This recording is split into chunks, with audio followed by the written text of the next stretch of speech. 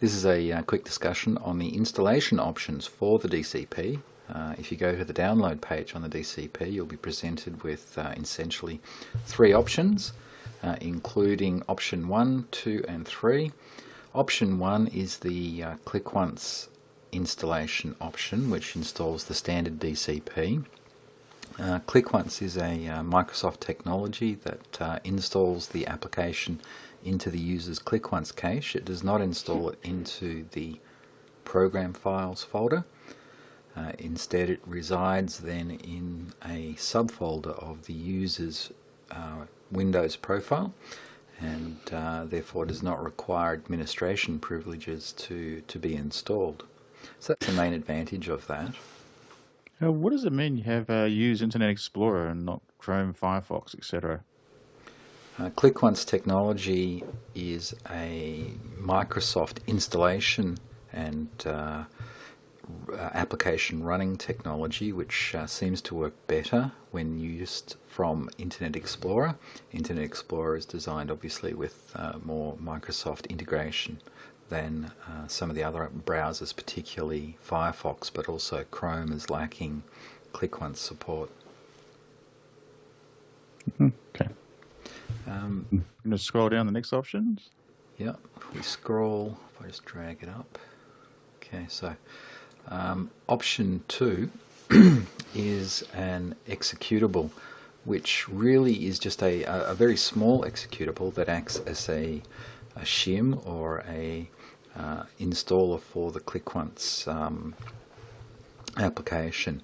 So this will install a icon in the start menu for all users, so that all users will have access to an icon that can then be used to install or run the DCP using Clickonce technology. So option 1 installs it for a single user, and option 2 installs a simple icon in the start menu that then runs the option 1 installer. Option 3 is a Clickonce installation that provides access to the beta version of the DCP. This is a version that is used by testers to keep track on the changes that occur quite rapidly with the DCP. DCP updates on the fast stream beta occur generally weekly or even more often sometimes.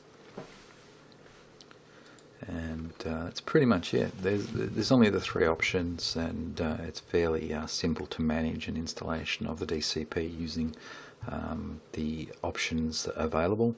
The Clickonce application is self-updating, so that you don't have to worry about updating the DCP at any particular interval. And why would I want to use the option 2 if I've got Windows Terminal Services, or is it Remote Desktop Protocol? Yeah, well, option 2 is essentially just a simpler version if you're installing it for multiple users, and particularly in Terminal Services, where generally you have multiple users logging into the same machine via Terminal Services. So you only have to run that installation once, and all users will then have access to the DCP on their start menu. If you were to use option 1 in Terminal Services, there would only be the DCP available for the user that actually installed option 1. You couldn't install it easily for, say, a dozen users that were logging into Terminal Services. And if you're using Terminal Services, how would the software update itself then? Well, because the icon placed into the start menu is simply just a manifest file that represents the Clickonce manifest for the DCP, it will update whenever the user runs the DCP. And that's something that occurs with any Clickonce application of the DCP. It checks for updated files during startup, and if it finds that the DCP update is available, it will then offer the opportunity to update the DCP on next run, and it allows you to keep the DCP up to date quite easily. Right, I see. Okay. So we've got option 3 is basically for the testers you're pointing out Correct. with new features. And what should the testers do if they find things to give you feedback on? Well, the support options, which are on the web page, if I just open that up,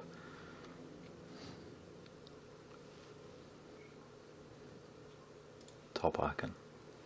All right,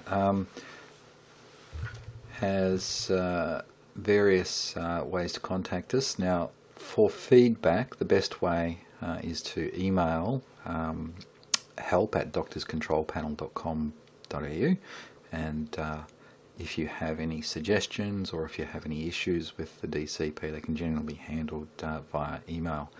If there's a more urgent requirement, if the DCP is not functioning, or if you have any questions regarding something about the DCP that you'd like to get feedback on quite quickly, then you can contact the support number, and that's throughout the day, 9 AM to 6 PM Eastern Standard Time.